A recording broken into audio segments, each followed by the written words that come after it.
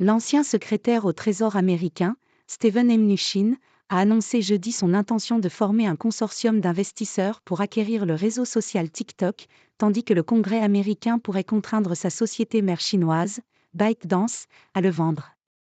C'est une belle société. Je vais assembler un groupe pour acheter TikTok, a dit l'ancien ministre républicain du gouvernement de Donald Trump, 2017 à 2021, parce que la plateforme devrait être contrôlée par des intérêts américains. J'ai parlé à plusieurs personnes de ce projet, a affirmé l'ancien dirigeant de la banque d'affaires Goldman Sachs, refusant néanmoins de révéler des noms. La Chambre des représentants a adopté mercredi un texte qui, en cas de vote favorable au Sénat et de promulgation par le président américain Joe Biden, contraindrait ByteDance à céder TikTok, sous peine d'interdiction du réseau de partage de vidéos aux États-Unis.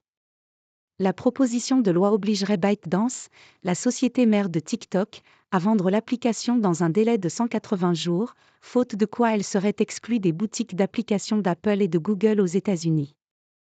L'issue du vote au Sénat apparaît cependant incertaine. Chuck Schumer, chef des démocrates à la Chambre haute, qui dispose d'une majorité avec l'appui de 3 sénateurs indépendants, s'est refusé à prendre position sur le texte. Les élus qui ont voté la proposition de loi, issue des camps républicains et démocrates, s'inquiètent de l'utilisation par les autorités chinoises du réseau social, soit pour exploiter les données d'utilisateurs américains, soit pour tenter de faire de la propagande sur la plateforme. TikTok a systématiquement réfuté ces accusations, assurant qu'il refuserait toute demande éventuelle d'accès par le gouvernement chinois. Méthode de voyou. La Chine a dénoncé jeudi des « méthodes de voyous » après le vote de la Chambre des représentants, mercredi. Si un soi-disant prétexte de sécurité nationale peut être utilisé pour écarter arbitrairement des entreprises performantes d'autres pays, alors il n'y a plus d'équité ni de justice, a fustigé face à la presse Wang Wenbin, un porte-parole du ministère des Affaires étrangères. Quand quelqu'un voit une bonne chose appartenant à une autre personne et veut la lui prendre, ce sont assurément des méthodes de voyous, a-t-il ajouté. Le texte voté à la Chambre américaine des représentants va à l'encontre du principe de concurrence loyale et des règles internationales en matière d'économie et de commerce, a estimé Wang Wenbin.